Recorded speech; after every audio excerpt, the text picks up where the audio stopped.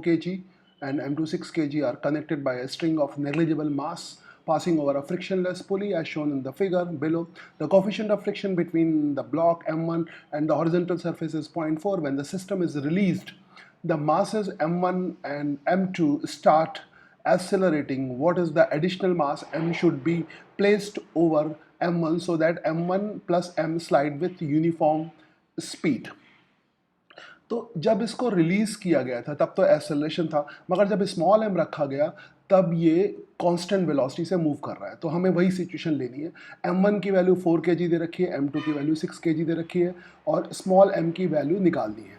अब क्योंकि ये सिस्टम कांस्टेंट वेलोसिटी से मूव कर रहा है और हम एंटायर को सिस्टम लेके क्वेश्चन सॉल्व कर सकते हैं, तो हम एंटायर को सिस्टम लेते हैं। तो हमने ये एंटायर को सिस्टम ले लिया, ये एंटायर सिस्टम हो गया, ये सिस्टम लेते हैं।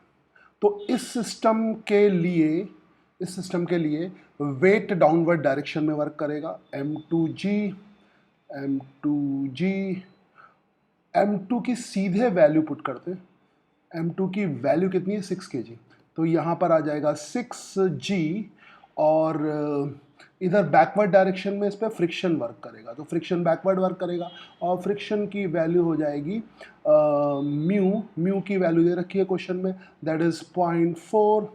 म्यू की वैल्यू है 0.4, दिस इज 0.4, सीधे वैल्यू रखो। और N1 इज नॉर्मल रिएक्शन, इस पे जो नॉर्मल रिएक्शन लगेगा N1 N2 की जरूरत नहीं, सीधे N लिख लो, तो 0.4 इंटू N। इसका मतलब ये हो गया क्योंकि ये सिस्टम कांस्टेंट स्पीड से मूव कर रहा है, क्योंकि दोनों की वेलोसिटी की डायरेक्शन डिफरेंट है, तो कह सकते हैं कांस्टेंट स्पीड से मूव कर रहा है और पूरे को सिस्टम ले रहे हैं, तो नेट फोर्स कितना हो जाएगा? 0 है ना, नेट फोर्स 0 हो जाएगा। तो 0 करते हैं, 6g is equal to 0.4 n, 0.4 into normal reaction. तो नॉर्मल रिएक्शन की वैल्यू किसके बराबर होगी? यहाँ पे टोटल वेट को बैलेंस करेगा, दैट इज M1 दिया है 4 kg और स्मॉल m, तो यहाँ पर इसकी वैल्यू पुट कर लेते हैं।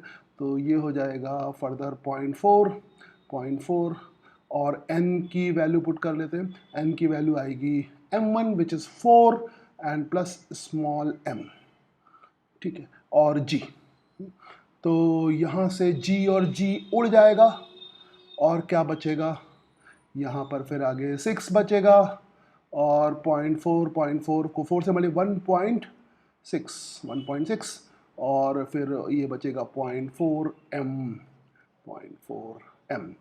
तो 6 को 1.6 से माइनस करोगे, ये 0.4 m और यहाँ पर माइनस किया 6 माइनस 1.6, तो ये आ जाएगा 4.4। तो ये आ जाएगा 0.4 m इज इक्वल टू 4.4 और this will give you m is equal to 11 kilogram. और यही इस प्रश्न का उत्तर है। m का मतलब m की वैल्यू कितनी है? 11 किलोग्राम। तो यानी आंसर कौन सा सही है? बी। It is done.